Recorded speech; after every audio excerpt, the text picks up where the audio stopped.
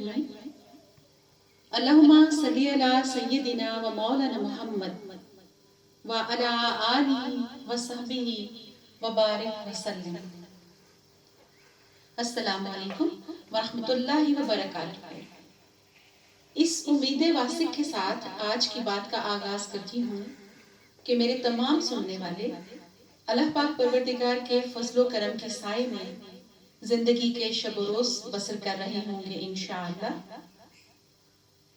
صدقے جائیے اس رب کریم، اس رحمان و رحیم کے، جس نے انسان کو اپنی محبت کا معیار اور پیمانہ سمجھانے کے لیے فرمایا کہ تمہارا رب تم سے 70 ماؤں سے زیادہ محبت کرتا ہے۔ اب ایسا نہیں ہے کہ میرے اور آپ کے رب کل جہان کے بلا شرکت غیرت مالک نے یہ مثال اس لیے دی ہے کہ اس کے مطابق صرف ماں ہی اولاد سے محبت کرتی ہے یا کر سکتی ہے۔ اس نے یہ مثال اس لیے ہمیں فرمائی کہ کیونکہ یہ رشتہ، یہ جگہ، یہ مقام وہ ہے جو ہر سطح کے انسان کو جو بات آسانی سے سمجھ آ سکتی ہے۔ کیونکہ دیکھیں، ہم انسان بھی جب کسی سے بات کرتے ہیں تو دیکھتے ہیں کہ سامنے والا انسان یا سامنے والے لوگ، زیادہ سے زیادہ افراد کون سے الفاظ میں کی گئی بات کو بآسانی سمجھ پائیں گے، اس کے مطابق کرتے ہیں تو رب ہے۔ اس لیے اس نے ماں کا حوالہ دیا۔ ماں کی محبت لازوال بے مثال ہے، مگر آگے چل کے میری بات کی وضاحت ہوگی کہ اس نے یہ مثال اس لیے دی کہ یہ نہیں ہے کہ صرف والدہ یا ماں ہی اولاد سے محبت کرتی یا کر سکتی ہے۔ اگر ایسا ہوتا تو پھر اس باپ کا کیا جو گرم سرد تھپیڑے کھاتا، ساری جوانی پردیس کے دھکوں میں گزارتا ہے، باہر کی دنیا کے مسائل، مصائب، دشواریاں، جونیئرز سینئرز کے تضحیک آمیز رویے بھی برداشت کرتا ہے، بدسلوکیاں برداشت کرتا ہے، مگر پھر شام میں یا جب پردیس سے آتا ہے یا آفس سے آتا ہے یا باہر مزدوری کر کے آتا ہے تو شام گھر میں کوشش کرتا ہے کہ مسکراتے ہوئے داخل ہو، اور اس کے ہاتھوں میں بھی بہت کچھ ہو بیوی بچوں کو دینے کے لیے، انہیں خوش کرنے کے لیے اور انہیں یہ یقین دلانے کے لیے کہ میں تمہارا محافظ ہوں، میں تمہارے لیے سب کچھ کر رہا ہوں اور کروں گا، ڈونٹ وری۔ گھر میں اس طرح داخل ہوتا ہے، تسلیاں بھی دیتا ہے، اور لیکن یہ دیکھیے کیسے کیسے رنگ دنیا میں ہیں کہ بعض اوقات ایسا بھی ہوتا ہے کہ وہی بیوی بچے ایک مخصوص عرصہ گزرنے کے بعد پلٹ کر اس کو کوئی سخت وقت آتا ہے تو اسے پوچھتے تم نے ہمارے لیے کیا کیا ہے ساری زندگی؟ عورت کہتی ہے تو میں ہوں جو تمہارے سخت وقت گزار دی، جس نے عمر کاٹ دی، تمہارے گھر میں آ کے اپنی جوانی برباد کر دی۔ اور سم ٹائم پھر اولاد بھی سوال کرتی ہے آپ نے کیا کیا ہمارے لیے؟ اور اگر کچھ کیا بھی ہے تو یہ ہم نے تو نہیں کہا تھا، آپ نے پیدا کیا اور پھر اپنی سیلف سیٹسفیکشن کے لیے باقی جو کچھ بھی کیا وہ کیا، ہم نے تو نہیں کہا تھا۔ اللہ اکبر! سوچئے گا اس وقت ان والدین اور خاص طور پر اس والد کے دل پر کتنے پہاڑ اکٹھے ٹوٹ گرتے ہوں گے جو اپنی ساری زندگی کی کمائی، اپنی جوانی، اپنی توانائیاں اس اولاد پر خرچ کر کے تہی داماں ہراساں پھٹی پھٹی آنکھوں سے، پھٹی پھٹی آنکھوں میں جو سمندر ہوتے ہیں انہیں سونامی بنتا دیکھتے ہوں گے، مگر قربان چاہیے اس 70 ماؤں سے زیادہ محبت کرنے والے رب العزت پر جس نے جنت تو ماں کے قدموں تلے بچھا دی، اس کی عظمت کی انتہا کر دی، مگر وہ ناانصافی نہیں کرتا، وہ کسی کو بھولتا نہیں، اس لیے اس جنت کے داخلی دروازے کی کنجی باپ کے ہاتھ میں تھما دی۔ سبحان اللہ! کبھی مت بھولیے گا کہ ہماری محبتوں، وفاؤں، خدمتوں، ادب، احترام و اظہار آدمیت کا سب سے پہلا حق ہمارے والدین کا ہے، وہ اس دنیا میں ہمارے ساتھ ہوں یا اللہ کو پیارے ہو چکے ہوں، جنتوں کو سدھار گئے ہوں، in any case۔ اور نہ صرف ہمارے پیدا کرنے اور ہمیں پالنے پوسنے والے والدین، بلکہ جب ہم شادی شدہ ہو جائیں تو ہمارا لائف پارٹنر، ہمارے زندگی کے ساتھی کے والدین کو بھی ہمارے دین نے بے حد عزت اور احترام دینے کا حکم فرمایا ہے۔ یہ ہو گئی آج کی بات. یعنی جو رمضان کی تیاریوں کے سلسلے میں نے آپ سے کہا کہ اپنے لیے بجٹنگ کرتے ہوئے ہم نے کچھ ضرورت مندوں کچھ پریشان حالوں کا پہلے خیال رکھنا ہے, پھر اپنے مینیوز جو ہیں وہ ترتیب دینے ہیں. اسی طرح اگر والدین حیات ہیں تو ان کی خدمت سے بڑی کوئی عبادت نہیں. ان کی ضروریات کو سب سے پہلے دیکھیں کہ ہمارے والدین کی کیا ضروریات ہیں. ان کی میڈیسنز مکمل ہیں, انہیں ڈاکٹر کو چیک اپ کروانے کی ضرورت ہے, ان کو ٹائملی ڈینٹسٹ کے پاس لے کے جایا جائے, انہیں ٹائملی فزیشین کے پاس لے کے جایا جائے, انہیں ٹائملی آرتھوپیڈک کے پاس, یعنی جو ان کی صحت کے لحاظ سے ضرورت ہے اس کا خیال رکھا جائے. نمبر 2, موسمی تقاضوں کے مطابق ان کے لباس اور دیگر ضروریات کا انتظام مکمل ہونا چاہیے. اور نمبر 3, ان کی یہ نہیں کہ ہمیں نماز پڑھنے کی تو جلدی ہو اور والدین کو ہماری اٹینڈنس چاہیے اور وہ ہم نظر انداز کر دیں, ایسی نمازیں قبول نہیں ہیں.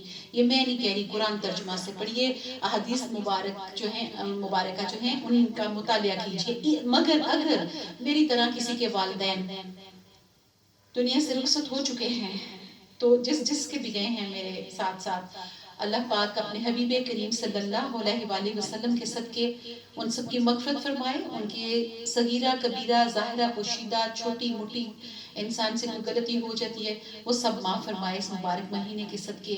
اور اللہ پاک ان کی قبروں کو روشن اور کشادہ رکھے اور ان کی اگلی منزلیں آسان ہوں اور ان کو جوار رحمت میں جگہ عطا فرمائے.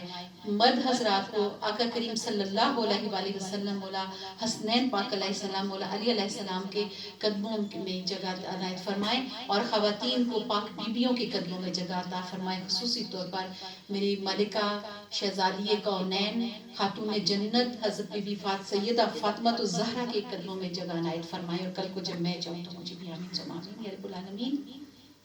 تو اگر والدین ہمارے دنیا سے رخصت ہو چکے ہیں تو یاد رکھیے خدمت کا حق ختم نہیں ہو گیا. ان کے لیے کثرت سے عبادت کیجیے, ان کی طرف سے افطاریاں کروائیے, ان کی طرف سے صدقات دیجیے. ان کی خدمت کا سلسلہ کبھی نہیں رکتا. جب تک ہم پیچھے اولاد موجود ہوتی ہیں تو ہمارے اوپر ان کی فرائض ہیں جو ہمیں, ان کے حقوق ہیں جو ہمیں اپنے فرائض سے اولین سمجھ کر ادا کرنا ہے. پھر جا کے عبادتوں کی نوبتیں آتی ہیں اور پھر قبولیتوں کے سوال اٹھتے ہیں انشاءاللہ. اللہ پاک ہم سب کو زیادہ سے زیادہ توفیق عطا فرمائے کہ ہم خلوص سے دل اور محبت سے اپنے والدین کی خدمت کریں. اور اپنے والدین کے بعد جیسے میں نے کہا کہ میرڈ ہیں ہم تو پھر جو ہمارے دوسرے والدین ہیں ان کے حوصلے دیکھیے. اگر کوئی لڑکا یا مرد ہے کہ تو وہ یہ سوچے کہ جس نے اپنی بیٹی ساری زندگی کے لیے تاحیات اس کو دے دی, لو لے جاؤ اب یہ تمہاری ہوئی, تو اس کے والدین کا مقام. اور اگر کوئی لڑکی ہے عورت ہے وہ بیاہ کر آئی ہوئی ہے تو وہ سوچے کہ جو اس کا شریک حیات ہے اس کو ایک ماں نے پالا ہوا ہے, ایک باپ نے اسی طرح سے اس کے والدین نے بھی اپنی توانائیاں جوانیاں اپنے ایسٹس خرچ کیے ہوئے اس اولاد کے اوپر جیسے کہ اس کے اپنے والدین نے کیے. تو بلکہ ان کا تو زیادہ حوصلہ جو پال پوس کے تو جب ان کی اولاد فروٹفل ہوتی ہے تو وہ ایک اور لڑکی کے حوالے کر دیتے ہیں, لو جی ہم نے اس کو کمانے کے قابل بنا دیا, کمائیاں تم کھاؤ. تو ان کا ادب احترام ان کی خدمت بھی اسی طرح ہی سے فرض ہوتی ہے. آج ہم اپنے بڑوں کی کریں گے, کل ہمارے چھوٹے ہمارے کریں گے, تو گیو اینڈ ٹیک ہے, دنیا کا اصول ہے. اللہ پاک ہمیں ایسا اعمال کی توفیق دے, آمین. اب آئیے رمضان المبارک کی طرف. جو اس سے پچھلا ایپیسوڈ تھا, جو پارٹ تھا, اس میں نے آپ سے کچھ باتیں جو شیئر کی, کنٹینیو آگے کرنے کے لیے میں تھوڑا سا وہ ریمائنڈر دیا لیں چھوٹا سا, کہ اس میں ہم نے بات ختم ہوئی تھی ہماری دانتوں کے مسائل کے حوالے سے کہ ہماری دنیا میں اوورال مگر ایشیا میں اور اسپیشلی انڈو پاک میں جو ہے پاکستان اور انڈیا میں دانتوں کی اہمیت نہیں اس طرح سمجھی جاتی اور ان کی صحت کا خیال نہیں رکھا جاتا, جو کہ بہت نقصان دہ ثابت ہوتا ہے آگے چل کر. تو ہمیں ہر 6 مہینے کے بعد ویسے بھی جنرلی اپنے ڈینٹسٹ کو وزٹ کرنا چاہیے, مگر کم از کم سال میں تو ضرور ہی کرنا چاہیے. اور اسپیشلی جیسے ابھی رمضان المبارک خیر سے آنے والے دل کی دھڑکن کے انداز ہی بدلے ہوئے ہیں ماشاءاللہ سے. تو آپ یہ دیکھیے کہ پورے رمضان میں کیا ہوتا ہے کہ ہم اپنے اپنے کانسیپٹس ہوتے ہیں نا. رمضان المبارک اللہ پاک نے ہمارے باڈی کی انسائڈ کلینزنگ کے لیے بیسکلی رکھا ہمارا اس میں فائدہ, یعنی ہمارے نفس کی تربیت بھی اور ہماری صحت کی بہتری بھی, کہ پورا سال ہم کھاتے ہی رہتے ہیں, دن شروع ہوتا ہے کھانا شروع ہوتا ہے, رات سونے تک کھاتے ہی رہتے ہیں. اور جب کہ ہم ایگزاسٹ، ہماری لائف سٹائل ایسا نہیں ہے کہ ہم جتنا کھاتے ہیں اس کو کنزیوم بھی صحت مند طریقے سے کریں، اور صحت یعنی ہماری اچھی ہو. اور یہ ظاہر بات ہے کہ نگلیکٹڈ ایریاز پہ بعد میں چل کے پرابلم کاز کرنا ہی ہوتی ہے انہوں نے. تو رمضان المبارک میں بھی کیا ہوتا ہے، کھانا کھانا کھانا، یعنی بیچ کے چند گھنٹے ہوتے ہیں جو بس پتہ نہیں کیسے گزرتے ہیں، وہ گزرتے ہیں افطاریوں کی تیاریوں میں، اور افطاری کے بعد پھر وہ سحریوں کی تیاری میں. وہ کرنا چاہیے احسن طریقے سے، اور ہلکا تکلف بھی، اس کا بھی ثواب ہے، مگر ہم سارے توانائیاں تکلفات میں ہی لگا دیتے ہیں میکسیمم. یعنی اس سے کیا ہوتا ہے پھر کہ روزمرہ زندگی سے ہٹ کر، کیونکہ ایک مہینہ ہوتا ہے اور 3 اشرا ہوتی ہیں، تو کیا ہے کہ عام روٹین سے ہٹ کر ہم ٹھنڈا گرم کھٹا میٹھا تیکھا کھاتے ہیں اور کھاتے ہی چلے جاتے ہیں. اور کبھی کبھی تو معاملات ٹھونسنے اور گھسیٹنے تک جا پہنچ جاتے ہیں نا. اور اس کے کیا ہوتا ہے، ان ساری وارداتوں کے دوران اگر کوئی دانت مطلب درد وغیرہ مسئلہ کھڑا ہو جائے خدا نخواستہ، تو عبادت کا تو سارا مزہ اور حسن ہی کرکرا ہو جاتا ہے نا. کیونکہ روزہ کے ساتھ تو نہیں اپنے ڈینٹسٹ کے پاس جانا. اور یہ چھوٹے چھوٹے سر درد دانت درد اس طرح کی چیزیں ایسی ہوتی ہیں کہ پوری لائف کو ایک دم سے لپیٹ کر رکھ دیتے ہیں، ڈسٹرب کر دیتے ہیں. اور ایک اور آپ نے نوٹس کیا ہوگا، جیسے میں نے اپنی پہلی بات کے حصے میں پہلے بول دیا ہے کہ دانت درد ایک الگ چیز ہے. وہ تو ہم نے پچھلا BC پہ چھوڑا نا، ڈینٹسٹ کے پاس کچھ لوگ گئے ہوں گے، کچھ ابھی چلے جائیں گے. چلیے، اس کے علاوہ ایک بہت بڑی اور کامن پرابلم جو ہر ایج اور ہر جینڈر کے لوگوں میں پائی جاتی ہے، اکثر ہی آپ نے گفتگو کے دوران لوگوں کو ایسا کہتے ہوئے سنا ہوگا کہ سر درد ہے. ٹھیک ہے، اب یہاں یاد رکھنے کی بات یہ ہے کہ سر درد اور بخار یہ دونوں بذات خود بیماریاں نہیں ہیں، کبھی نہ بھولیے گا، بلکہ دراصل یہ سر سے پاؤں تک کسی نہ کسی علاقے میں کسی ڈس آرڈرنس، کسی ڈس فنکشن، کسی گڑبڑ، کسی امبیلنس یا پھر کسی بیماری یا پریشانی کو ظاہر کرنے والے انڈیکیٹرز ہیں. یہ 2 اشارے ہیں، انہیں ہلکا مت لیں.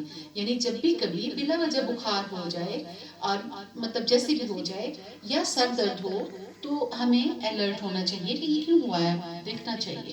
اور سر درد جہاں تک ہے اس میں اکثر اوقات وجہ کیا ہوتی ہے، نظر کی کمزوری. یعنی لوگوں کی آئی سائٹ ویک ہوئی پڑی ہوتی ہے اور انہیں آئیڈیا نہیں ہوتا. اکثر سر میں درد ہوتا ہے، وہ ایک دوسرے کو بتا رہے ہوتے ہیں میرے سر کے پچھلے حصے میں درد ہو رہا ہے، اوپر کراؤن ایریا جو دماغ والا ہے وہاں پہ درد ہو رہا ہے، میرے گردن کے جو پٹھے ہیں وہ درد کر رہے ہیں، میرے جو کندھوں کے پٹھے ہیں وہ درد کر رہے ہیں. اکثر اسپیشلی میں نے خواتین کو دیکھا ہے ایسا کہتے ہوئے. میری اپنی کلائنٹس جو مینس میرے پاس آتی ہیں مختلف اپنے مسائل کے لیے، ان کی بھی یہ موسٹ کامن پرابلم ہے. اور اکثر کیا ہوتا ہے بچوں میں بھی ہوتی ہے، کیونکہ اب یہ وہ زمانہ نہیں ہے کہ جہاں پہ آپ نے سوچنا ہے کہ بڑھاپا 50 سال کی عمر میں شروع ہونا ہے، اور نظر جو ہے وہ لازمی 40 سال کے بعد ہی ہونی ہے کمزور، یا فلاں چیز اس ایج کے بعد. وہ زمانے گئے، کیونکہ اب ہمارا لائف سٹائل بھی انہیلدی ہے. ہم جو کھاتے ہیں جو پیتے ہیں کوئی یہ شیورٹی نہیں ہمارے پاس. گٹر کے پانی سے اگائی ہوئی سبزیاں ہمارے نصیبوں میں ہیں، ملاوٹ والے دودھ ہمارے نصیبوں میں ہیں، اور لائک اس طرح کی ملٹیپل چیزیں جو کہ ہماری ہیلتھ، جو ہماری جنرل ہیلتھ ہے اس کو ظاہری بات ہے وہ ڈاؤن کرنا ہوتا ہے، کمزور کرنا ہوتا ہے، خراب کرنا ہوتا ہے. تو ہمیں ان چیزوں کے لیے مینٹلی پریپیئرڈ ہونا چاہیے. تو جب بھی کوئی گھر کا فرد بار بار یا کہہ لیں کہ 2-3 بار سے زیادہ مرتبہ ذکر کرتا ہے کہ اس کو ہیڈ ایک ہے، سر میں درد ہے، تو اس کو اور بھی وجوہات ہو سکتی ہیں، but the most common reason as جو ہے وہ آئی سائٹ، نظر کی کمزوری ہوتی ہے. تو سال میں ایک بار ہمیں عادت ہونی چاہیے اپنی آئی سائٹ، اپنی نظر چیک کروانے کی. کسی اچھے آئی اسپیشلسٹ کے پاس ضرور جانا چاہیے اور اپنی نظر چیک کروانی چاہیے. کیونکہ اس میں دیکھیے ایک تو یہ کہ بر وقت اگر پتہ چل جائے تو انسان پھر تدارک کر لیتا ہے، ایسے اقدامات کرتا ہے کہ چیز کو وہاں پہ روک دیا جائے. یعنی جہاں اگر بر وقت ہمیں پتہ چل جاتا ہے کہ ہماری اینک کا یہ نمبر ہے، ہماری نظر اتنی یعنی کمزور ہو چکی ہے، تو ہم فوراً اینک لگانا شروع کر دیں گے.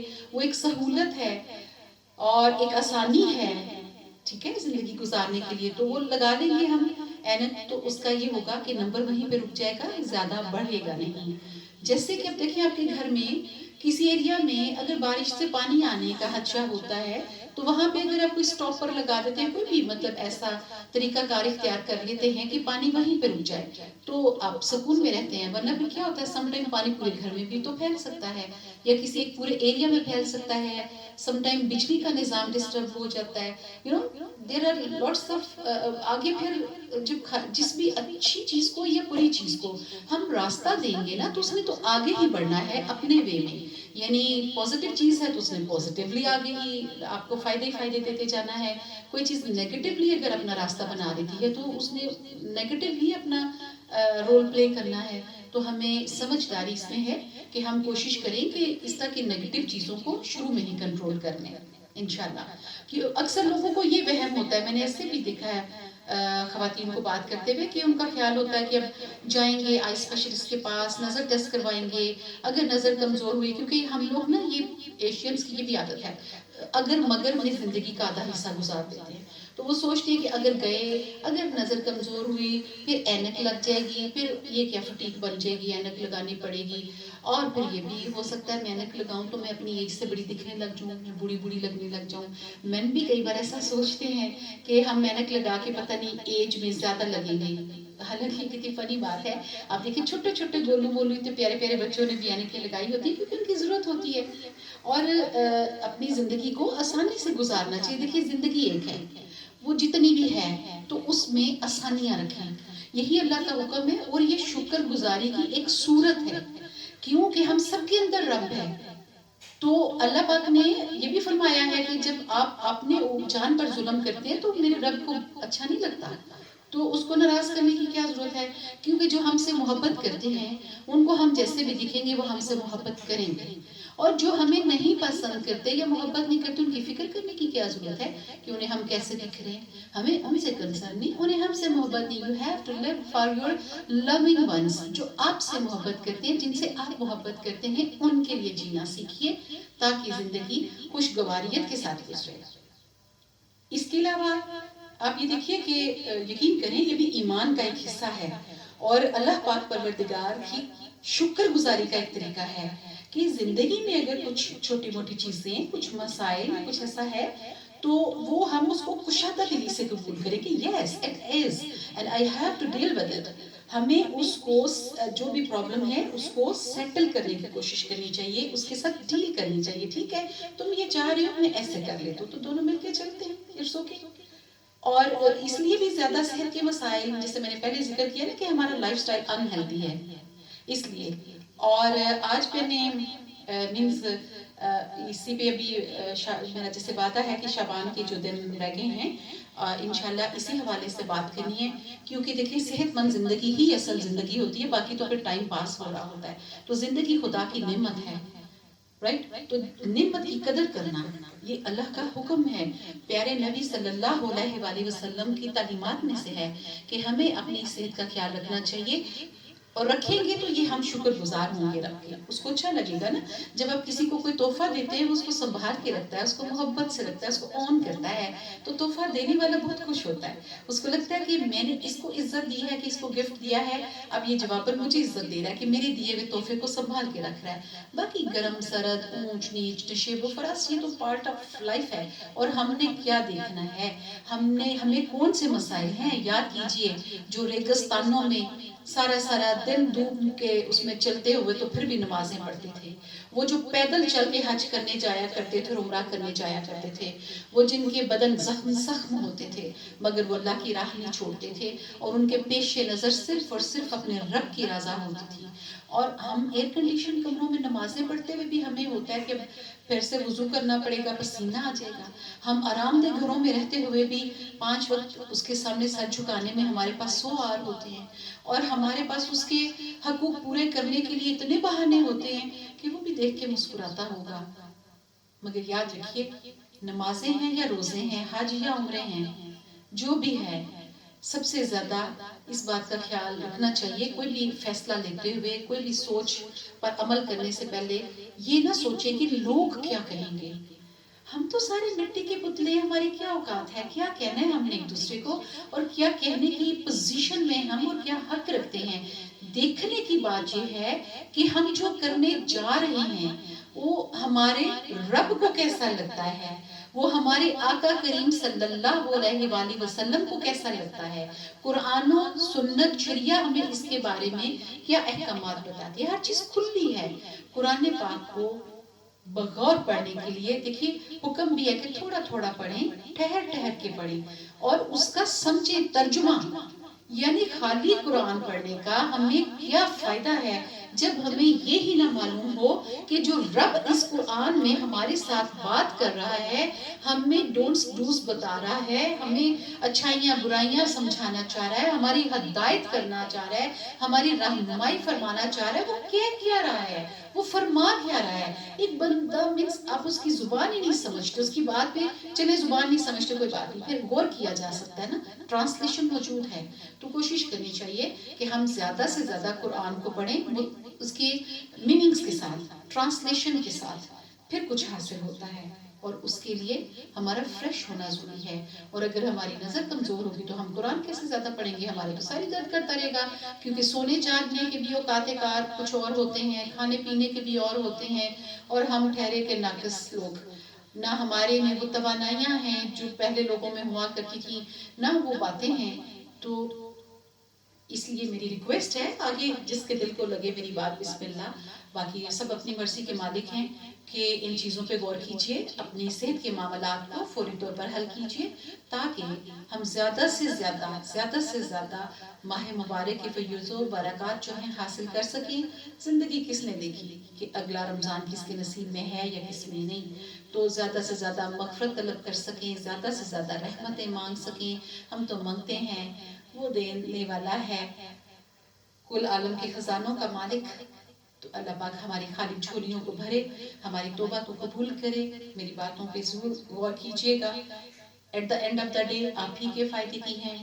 بس مجھے یہ خوشی ہوگی اگر میرے سننے والوں میں سے کسی ایک کی بھی زندگی میں کوئی اس طرح کی چیز کو دیکھ کر، اس کے ساتھ چل کر آسانی پیدا ہوتی ہے، تو میرے دل کو آنیسٹلی مجھے اپنے گھر بیٹھے بے حد خوشی ہوگی، اور مجھے لگے میں اللہ کا شکر گزار ہوں گی کہ اس نے مجھے توفیق دی کہ کسی ایک بندے کی زندگی میں بھی اگر آسانی آ جاتی ہے، کیونکہ چیزیں سبھی کو معلوم ہوتی ہیں مگر سم ٹائم ہماری توجہ نہیں ادھر ہوتی، اور کبھی کوئی بچہ ہی کوئی بات کہہ دیتا ہے، کوئی جاہل ہی کوئی ایسی بات کر دیتا ہے کہ جب ہم اس پہ غور کر کے اس پہ عمل کرتے ہیں تو ہم ایک دم سے خوش ہو جاتے ہیں کہ ادھر تو دھیان ہی نہیں تھا، تو یہ تو بڑی مشکل حل ہو گئی، بڑی آسانی پیدا ہو گئی۔